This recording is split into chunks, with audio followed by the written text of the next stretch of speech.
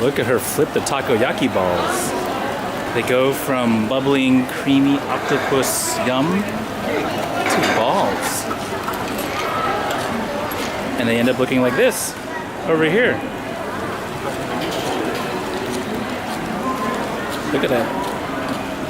I think she makes it look easier than it actually is.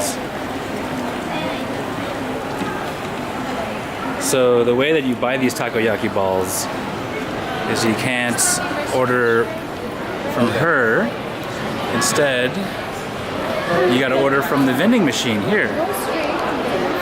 See, takoyaki, 4 pieces, 6, and you get drinks all from here. It keeps everything nice and clean. She doesn't actually have to handle the money. All good to go.